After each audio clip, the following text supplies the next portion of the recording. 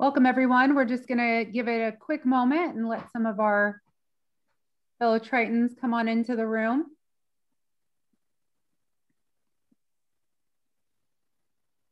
I hope your day's going well. Happy Friday, everyone.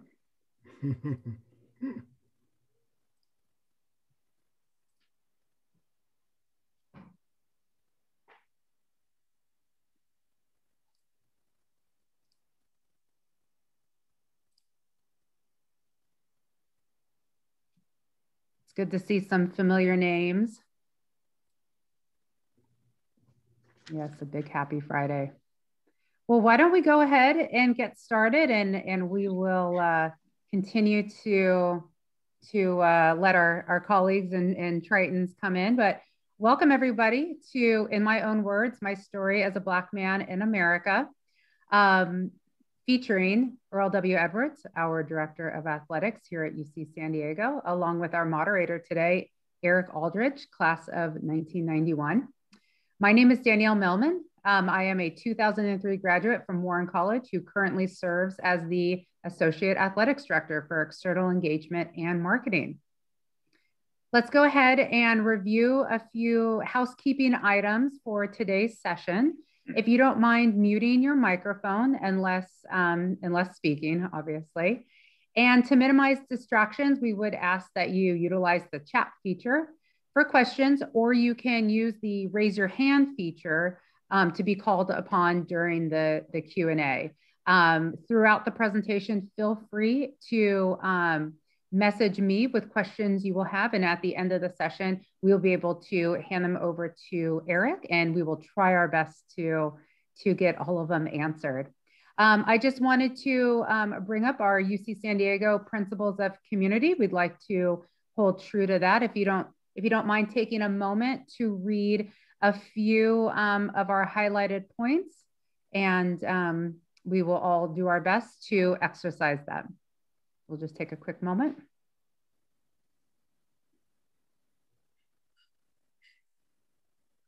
Okay. All right.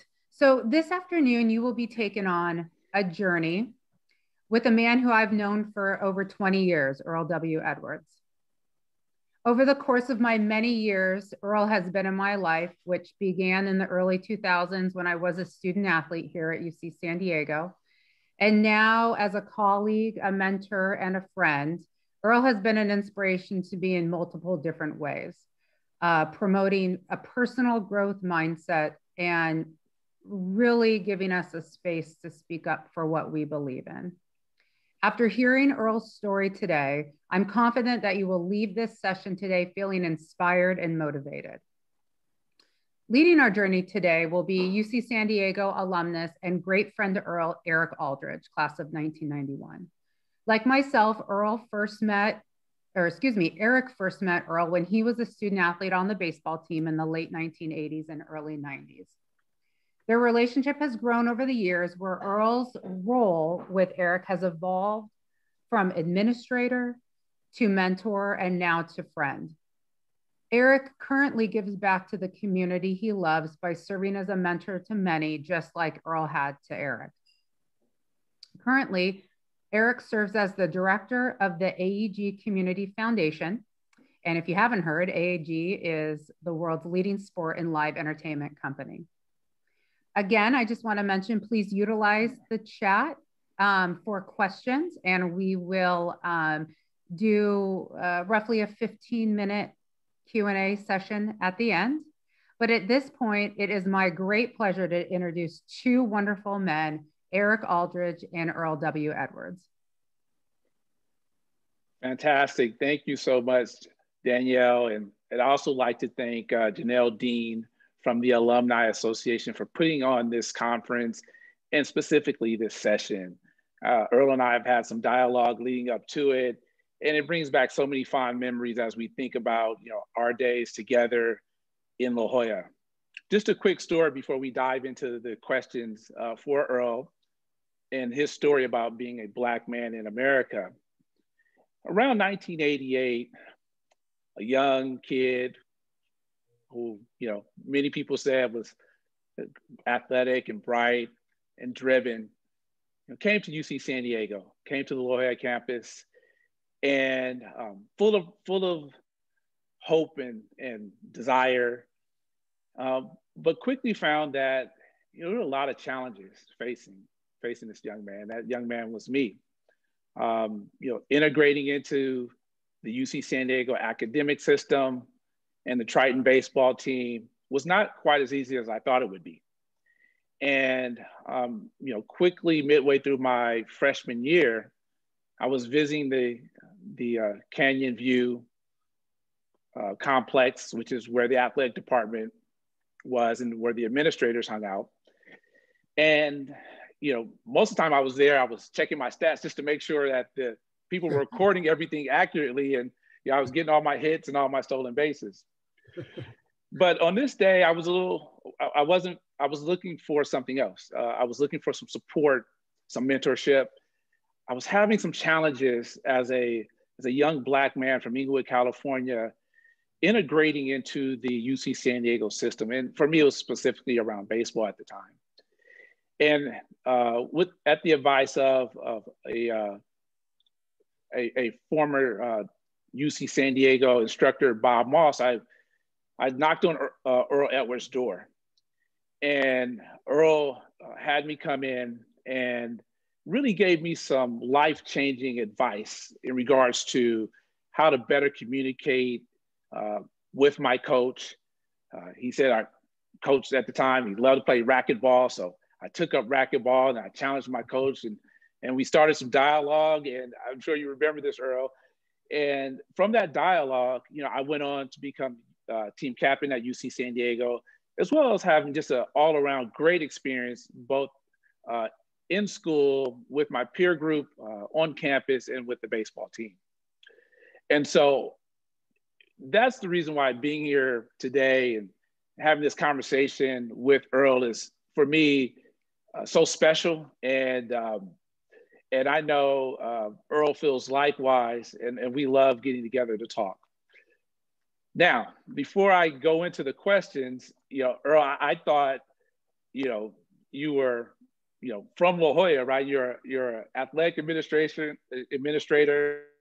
You're in La Jolla. I thought you lived in La Jolla, grew up in La Jolla at the time.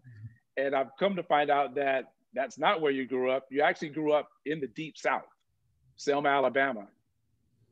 And so I'd like to just start this conversation off with, Earl, if you could dive into that part of your life, because I think it's so important how it shaped who you are and what you're doing today. So that's my first question. Can you just take everyone back to that time and let us know how it was? I'd be happy to share that experience with all of you. But before I do that, it's imperative that I thank the Alumni Association and all the folks that helped to put this together. You, Erikk, for being the moderator, and also just the idea that I have the opportunity to do this and share it with two former scholar athletes, with Erikk and Danielle, just reinforces why I do what I do, because I think you would agree those two individuals are outstanding individuals. And I have to do this before I get into what you said, Erikk. As an athletic director, I'm compelled to let people know about, rather quickly, what's happening in athletics at UC San Diego. You should all know we're Division I right now. We started in July. We're a member of the Big West Conference. Our basketball teams, men and women, are competing during this very challenging time. We are looking to start our spring sports in the next month or so. And most importantly, for all of you, alumni, family, and friends, please check us out on ESPN3. So that's the Earl Edwards commercial. Now I'll jump to the question. Yes, I was born in Selma, Alabama, many moons ago. My experiences in Selma, Alabama at the time was during segregation. And when I say segregation, meaning that there were certain stores that we could go into and stores that we couldn't go into. Restaurants, we had to go in through the back door. Water fountains, there was 2 water fountains, one for blacks, one for whites. It was also a time where there was a lot of ugly stuff going on with the KKK and hanging black individuals, black males in particular, for a number of reasons. So that's the background that I came from. I'm pleased to say that that experience in itself, while it was, to say challenging would be an understatement, but it was also an environment that made me stronger as a black man in America, because I realized there were a number of things that I need to do in order to be successful as a black man in America. And I'll give you a few of those right now. One of them was, without question, as my parents shared with us, I'd have to be twice as good in anything that I was to do. That was for all of my brothers and sisters, because the opportunities wouldn't be the same because of the color of my skin. And I'll get into that a little more later.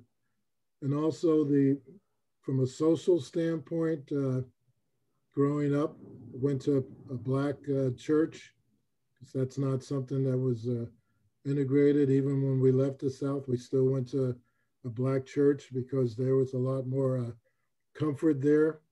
As a black male, you look for different scenarios where there's some control and things are done more from your perspective. So that's kind of the roots. And I think we can jump into the specific questions now, sort of in the modern day, as to where I am. Yeah, no, thank you, Earl. I think that perspective is so important for everyone that's on this conference. You know, I'm a native Southern California, like, you know, many of the people in the Triton family are from the West Coast or from California. And so that perspective that you bring to the table really manifests itself as we move forward and present other questions. So my next question to you is, you know, since the police officer in Milwaukee knelt on George Floyd's neck and killed him, and everything that's happened in our country and on our college campuses around racism and social injustice, why did you specifically continue to talk about this and really pick up the mantle to move it forward from your viewpoint? So let me start with, so George Floyd's murder was really the impetus and spark plug for me as a black man in America to say that I can no longer be silent, because being a black man in America, often you have to be if you want to survive. I not only said that as I was watching George being murdered with the policeman with his knee on his neck, the other policeman watching, the policeman with his knee on his neck had his hands in his pocket. To say that was disturbing is a huge understatement. But when I watched that, as well as others throughout the world, I really started to reflect on other experiences that I've had as a black man. And I made the commitment at that moment that I'm going to talk about racism and social injustice, because the conspiracy of silence and not talking about it just allows that type of behavior to continue. So once I decided that I was going to make this a mission, a personal mission for the rest of my life, I reflected on things that I've had to endure as a black person.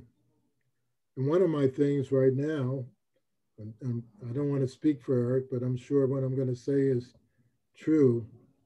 But one of the fears I have is being pulled over by the police. It's not only a fear for me as an individual, but it's a fear for the 5 children that I have. I also started thinking about as a Black man in America, and fortunately I'm successful in the sense of being in the middle class ranks, but there's a lot of things that I still have to do differently, i.e., because of my economic or class status, I live in predominantly white neighborhoods. And what I've done in every white neighborhood is to go around and personally introduce myself so everyone knows in the neighborhood that I live there and I won't be subjected to being stopped by the police because here's a Black man that doesn't belong there. I also thought about, and actually Danielle was with me on this one, I'm sure she remembers the experience that we had. I believe we were doing a UC San Diego alumni function in New York. I think it was at a high-end hotel, the Roosevelt Hotel. Danielle and I are standing out front waiting for someone to come. I'm dressed in my suit, and personally, I thought I looked rather dapper. And I had this white man come up to me and ask me, where do I put the luggage? Where's the registration desk? I pretty much ignored him or pointed him in the right direction. Danielle was actually more upset than I was, but that was something that I'd become accustomed to and I just ignore it. I will say from now on, that's not something that I would ignore. I'm just going to give you one more example of being Black and growing up. I recall being in high school, meeting with my counselor, and the purpose of the meeting was to talk about my aspirations, career goals, what do I want to be, same thing she was doing with all the students. And I knew I wanted to be connected in sports somehow, wasn't really sure, but I knew I wanted to be in that field. And she told me, and not to be downplaying the role of mechanics, but she told me that the best I should aspire to was to become a mechanic. My mother and I, once I told her that story, she was extremely upset, and she went ahead and set up a meeting with the principal, and we discovered that the same white counselor was saying the same thing to all of the Black students. So that's just a quick synopsis of some of the things I've had to endure and continue to endure as a Black person, a Black male in America. So Earl, I mean, you set the tone of why you've decided to get involved. You're the athletic director at UC San Diego, UC school in La Jolla, California. You have a lot of influence both within the community, externally. Who do you go to and who do you work with to make change? And how do you influence that group? How do you share your ideology and thoughts to make this change? So that's a great question. And when I decided that I was going to make social injustice and racism a mission, the next thought I had, and this is something I hope everyone should take away from this session, the next thought I had was, what is my sphere of influence where I can impact change when it comes to racism and social injustice? And my first thought was really to focus on the athletic department, the platform that I have there on a campus, local, regional, and national level. And we've done a number of things to address that, and I can talk about those later. But the reason I thought about sphere of influence is because when we talk about change, all of us have much more of a sphere of influence than we realize. And I like to say, if you're really about social injustice, addressing racism, it starts with you as an individual. And when I analyzed the sphere of influence, I realized I had much more than the athletic department, as all of you do as individuals. Because when you factor in your friends, your family, the community you live in, organizations that you might be a part of, and the workplace, there's a lot of touch points where you can be an advocate for addressing racism within our society.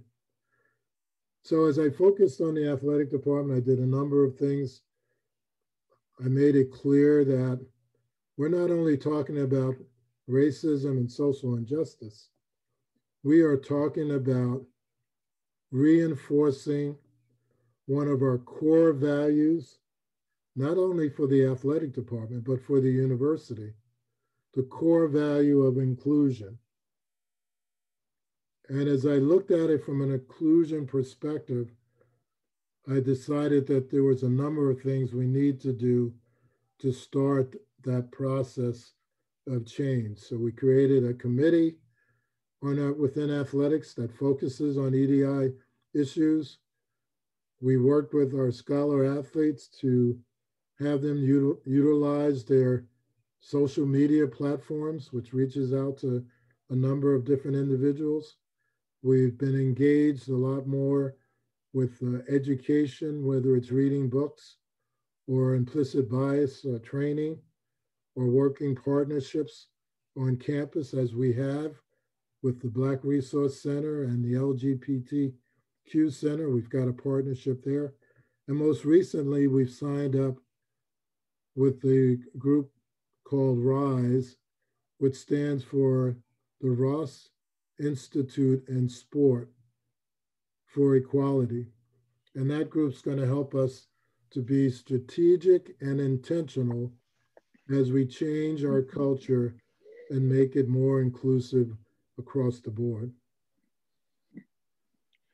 Now, Earl, I want to dive a little bit deeper about the campus environment and specifically around some of the challenges that you have in regards to not just fighting racism, but having people develop into anti-racist and making sure that the students are feeling supported by the administration and the faculty in their feelings and their reality, and then vice versa. Making sure that the administrators and faculty, making sure that the students feel like, hey, this really matters. Talk specifically about like the challenges that you face, in this environment and trying to make this all work. So many different perspectives on the table. So let me start with one of the things I was extremely pleased with looking at the protests nationally and globally after the George Floyd murder, that there was a clear shift from what I've observed prior to that, in that the protests prior to those after George Floyd's murder, those protests were primarily people that have been victimized were the masses of those protests.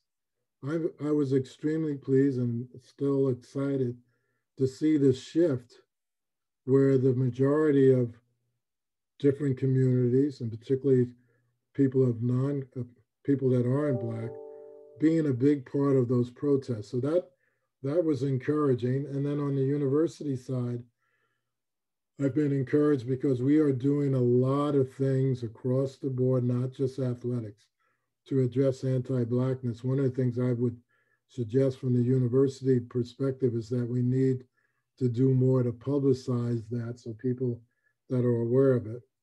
But I would say when it comes to talking about racism and social injustice, there's two major challenges that I've encountered as I've moved on with my mission. One is the issue of white privilege and talking about white privilege and what that means. And I say it's a challenge because it's not uncommon for white individuals, when they hear that phrase, to become defensive, maybe guilty, maybe somewhat apologetic. And what I want to emphasize, that should not be the case. White privilege is only describing the difference that you have as a result of the color of your skin. And it's nothing that you've done wrong. It's nothing you should apologize for. You've earned the positions that you've gained and the things you're doing, but it's because of institutional racism in our society. And I just want to give you a couple of quick examples. One is, I've already talked about being pulled over by the police and why that's a fear for me as a Black individual.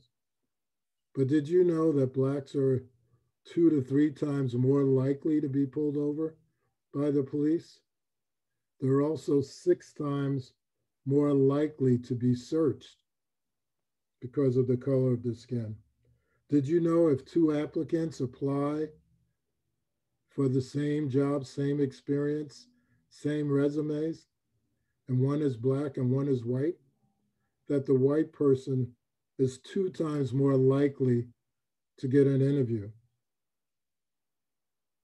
Did you know that if a Black person is in the hospital, he or she is more likely to be treated differently, whether it's the medication prescribed for pain or the things that they want to share with the doctor? In fact, I know Serena Williams, when she had her baby, she had a lot of complications. A lot of those complications were exacerbated because the doctors were not listening to what she was saying because of their perceptions of her as a Black individual. Did you know that Black children were more likely to be suspended or expelled from school for challenging behavior, and white students who demonstrate those same behaviors are less likely to be suspended or expelled? So those are some of the things just to confirm the difference when we talk about white privilege. The second challenge, Erikk, is that the whole issue of having a conversation about race. I like to say that when it comes to race, it's a question of conversation versus confrontation. And I'm just going to throw out a couple of quick little guidelines that I think would be helpful for all of those that are listening to this session to help with the conversation. And I like to call this, I'm in athletics, so I like to talk about rules. So these are the ground rules I like people to consider when you're talking about race to help it be a better conversation. The ground rules, I like to use the acronym PAL, P-A-L. The P stands for personal attacks are not acceptable when you're having the conversations. I think you get that. Personal attacks are not acceptable. 2, assume good intention during the conversation. I have to admit that can be challenging, but I know for myself, when I put that mindset in place, assume good intention, it put me in a different position as far as listening and hearing, because I wasn't being triggered by the things that were being said. And last but not least is listen. We all have to be better listeners. We need to let the individuals that are talking to complete their thoughts. We need to ignore those things that trigger us, or at least ignore it to the extent where you can not only listen to what the person is saying, but to hear what they're saying. Because if you get triggered, if you know anything about chemistry, the emotion, and the different thought processes that goes into it. So I would say, as far as challenges and the conversation piece, think about using my PAL ground rules. I'm going to have to incorporate those, Earl. I definitely, I feel like there are some of those points in the PAL that I'm stellar at, and there are a couple that can be a challenge, right? Especially when you're having this conversation. Before I move on to my next question, and I want to make sure that I'm accurate. I worked in media relations for a long time. So I said George Floyd, and I tied it to Milwaukee, and George Floyd incident actually happened in Minnesota. So I just wanted to make sure that we had that accuracy there. The Super Bowl is on Sunday, right? And we know the NFL, especially, with Colin Kaepernick taking a knee in 2016 and the impact that that's had. Most people on this conference don't know, Earl, that your son is a professional soccer player in the MLS, and it played a role with the MLS players getting involved in this issue of racism and social injustice. I spent 10 years working in the Lakers front office and had a chance to work with some of the top and most recognizable names in the NBA. And you think about what a guy like LeBron James is doing these days in the same area. I just hate to leave this conversation without getting your thoughts on the role that athletes can play in this movement, especially because it hits so close to home in your family. Your thoughts? Yeah, actually, that's a great question. And the reality is, if you look at American society, sports has played a major role when it comes to change, particularly when we look at racism, whether it's the Jackie Robinson story, the Arthur Ashe, or what. I mean, we can go on and on. But one of the things, again, that I see that's very different from prior years, I mentioned the difference in the composition of the individuals in the protests. I've also seen a major difference in the proactive role that sports is playing in addressing these areas, whether it's the NBA, soccer, football. And it's even more amazing when you look at football, where we were a year ago, where there wasn't much acknowledgement that racism existed at all. And now you have the commissioner apologizing for that and actually taking on a leading role to address that. I'm extremely blessed. As I said earlier, I made the personal mission of addressing this. My son was a founder of the Black Athletes for Change in Major League Soccer. So he's doing a lot of the same things, and we've had a lot of conversations. So I'd like to say it's become a family affair, which I'm extremely pleased of. But the bottom line is, sports can make a big difference when it comes to change in our society. And finally, we're taking advantage of that. Yeah, it definitely has changed, and these athletes, professional athletes in particular, and all the way down to the college ranks, are really taking the initiative to have their voices be heard in a real powerful and meaningful way. Just want to share a reminder for everyone: if you have questions for either myself or Earl, if you could throw those into the chat, Danielle Melman will be combing through those, and in about 5 or 6 minutes here, we're going to start taking those questions. I did want to expand a little bit on what Earl was talking about from a professional athlete standpoint and share a story with the folks that are on the conference today. Earlier this week at my company, AEG, which is based in Los Angeles, we had a chance through an employee listening session as a part of our Black Heritage Month programming to hear from Dr. John Carlos. And for those of you guys who don't know who Dr. John Carlos is, he's the track and field athlete in 1968 at the Mexico City Games, who's known for the black power fist with the black glove raised in the air. And one of the things that really resonated in the conversation that we had with Dr. Carlos was, one, I don't think people really realize the sacrifice that he made, not just from his track and field career, but he lost his wife, he lost his family, he lost his home, he sacrificed quite a bit. And the one thing that he was extremely proud of, though, was the analogy that he used, which was appropriate for a gentleman that's in his 70s, was his dad made him take castor oil when he was sick, and he would tell him, I know this does not taste good, but it's going to be good for you later on.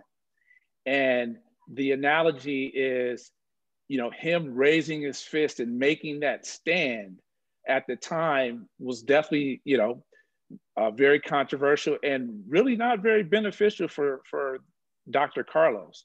But as you fast forward some 50 plus years, what he stood up for has been a springboard for a lot of positive change and movement.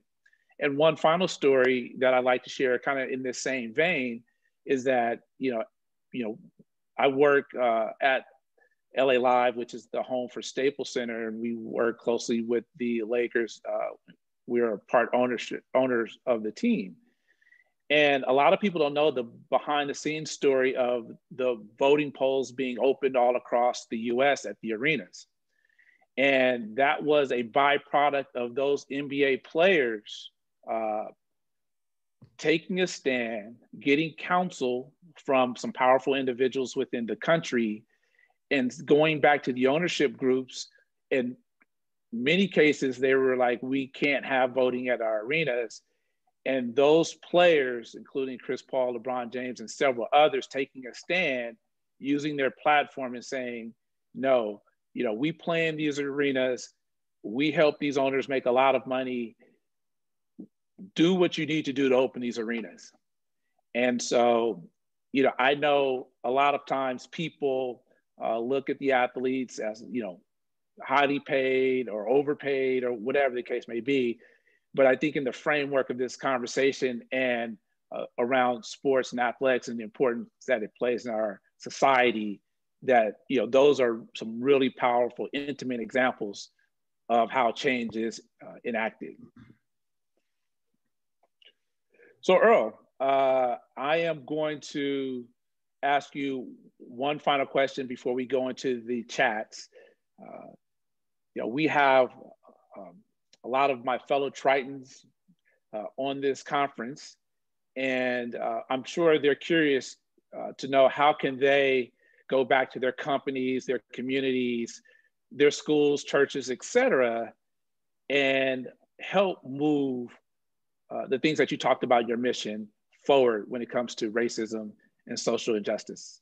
Okay, I'm happy to do that, but listening to you, you sparked some other things I need to throw in here, and I'll be really quick on those because I do want to share or hear some questions.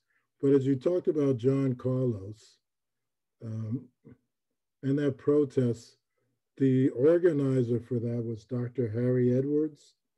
No relation to me, but I got to know him a little bit. My son and I think he was in junior high school. He was doing some paper on Black athletes, and I knew Harry, so he did an interview with him.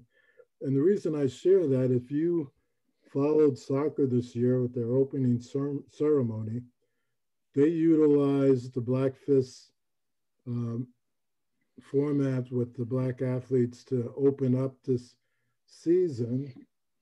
And they did that because my son talked to Harry Edwards about what they should do to make a clear statement about where we are moving forward. So I just share that because it's a small world. There's a lot of people of influence, and he's one of the individuals that I've connected with, and I had my son connected with as well. And for those of you on this call, his name is Earl Edwards Jr. too. So if you're into soccer, check him out. So getting back to things that we can do, and I think, well, I know this is the important part of any of these types of conversations, because to talk about it is one thing. The next thing is, what are you going to do? So I'm just going to give a few things. There's a bunch that I could. The first thing is, I want you to remember what I said about using your sphere of influence, your family, your friends, organizations, workplace, community.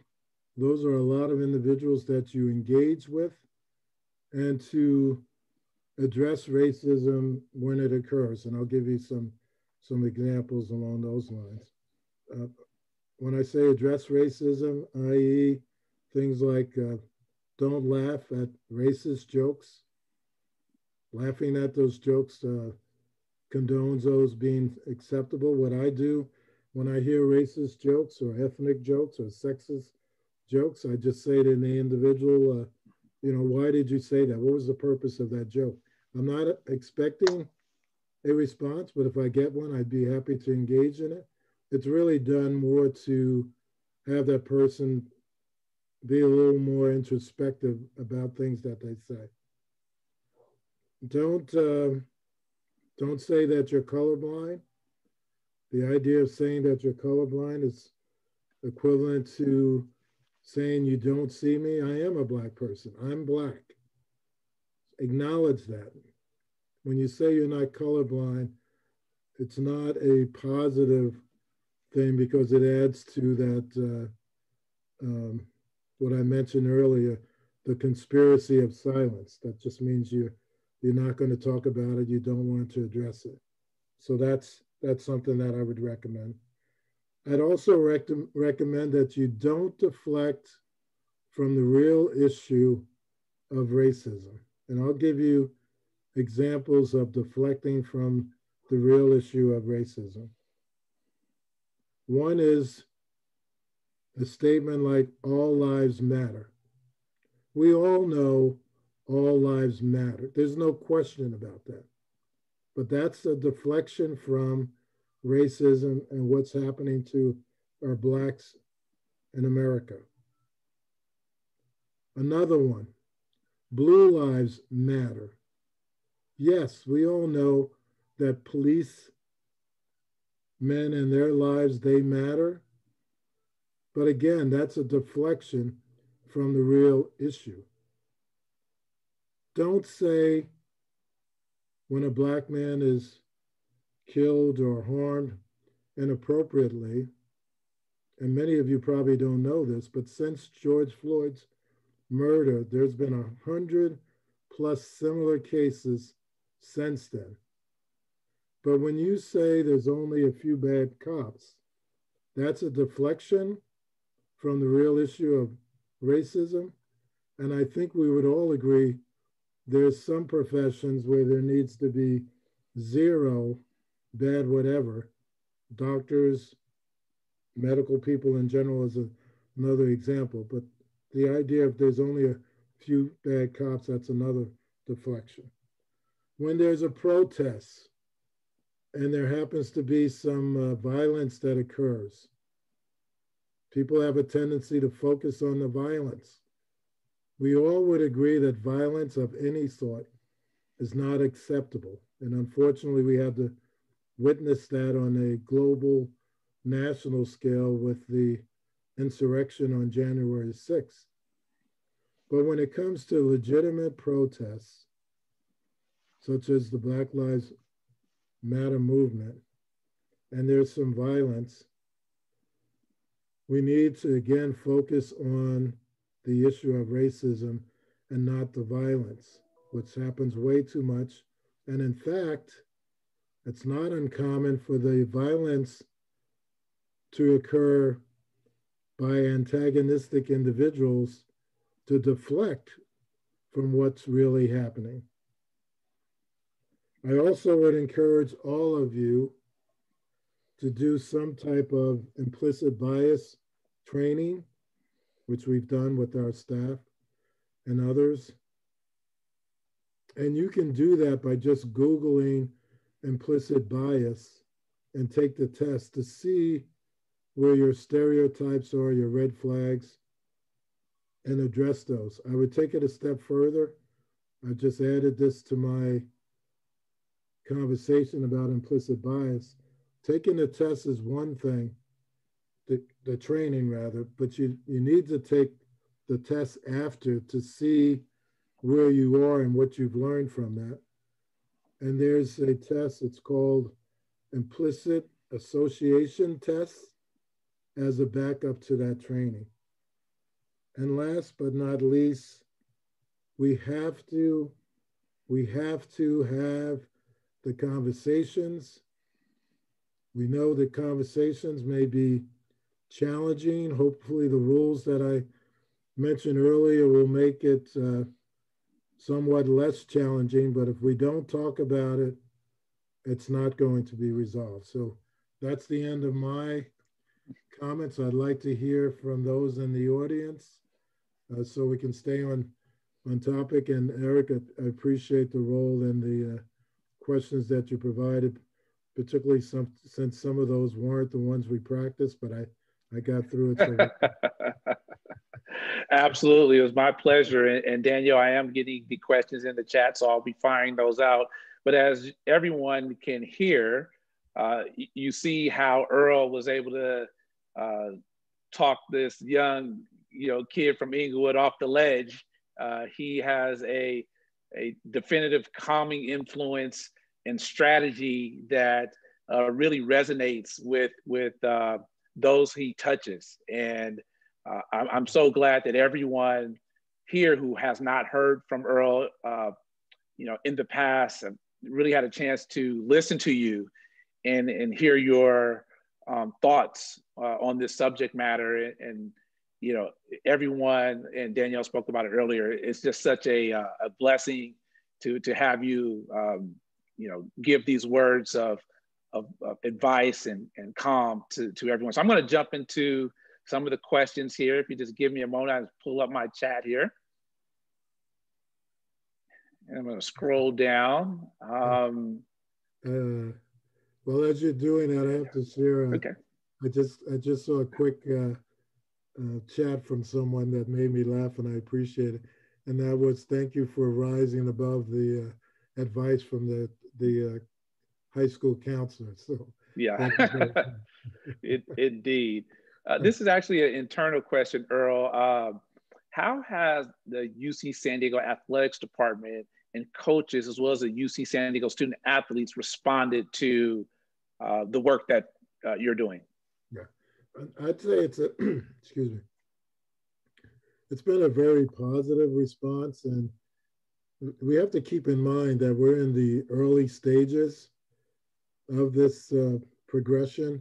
And when I say progression of moving from where we are as an athletic department to being more strategic and intentional in addressing the changes that we want to make.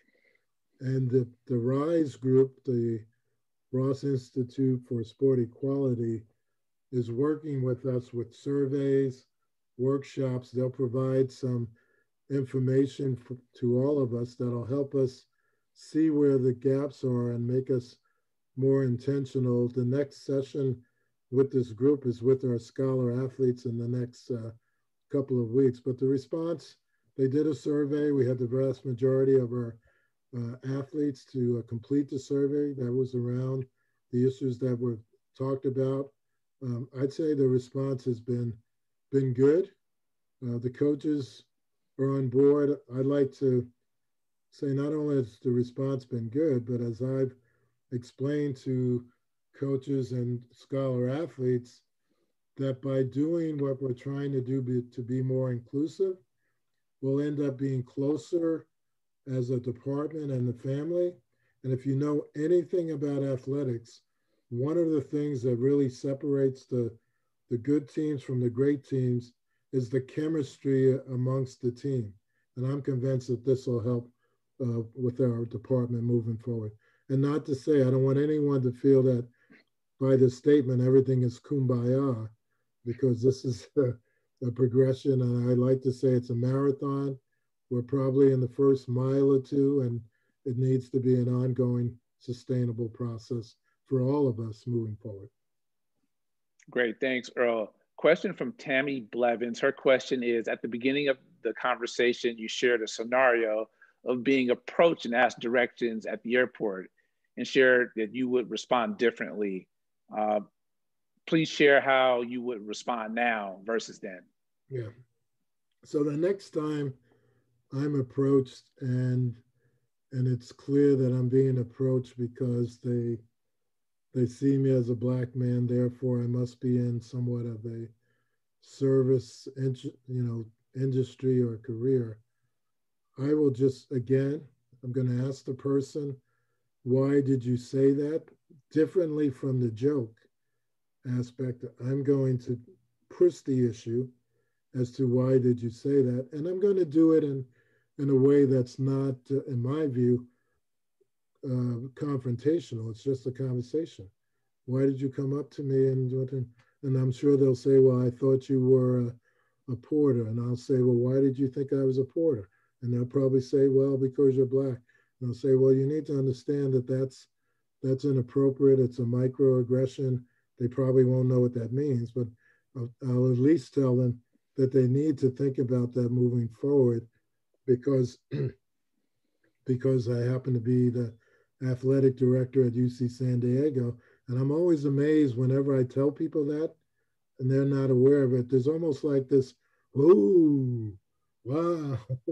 And it's not, and I know it's not because I'm the AD or just because I'm the AD. It's because I'm Black and the AD, and it's something that they didn't expect. So I will incorporate that into my role of educating and fighting racism, which we should do as Black individuals, rather than accepting or ignoring those things. We need to have a conversation about why they asked that particular question. And thank you for that question. That's a good one. I have another question. This is from David Beal. The question is, what has brought you the most peace, hope, or mental well-being after seeing so much anti-Blackness, police violence, and racism over the news in this past year, especially with the pandemic going on? Yeah. So the first thing I'll say is that, as I mentioned earlier, seeing the difference in the composition of the crowds that have protesting, that's helped me quite a bit. The other thing I'll say is that from a personal standpoint, I didn't realize that, and I've always felt that I was a happy person, but I didn't realize that now that I see more people engaged in this journey of addressing racism, the personal approach that I've been using to do it. In fact, I said to some of my Black colleagues and friends that at first I thought this would be really challenging, but it's actually been extremely rewarding. As one of my friends said, it's because the shackles of silence and being afraid of repercussions, talking about it, has actually made me feel a lot better. The thing that's most discouraging for me right now, and it's not just within the racism arena, but it's tied to it, is the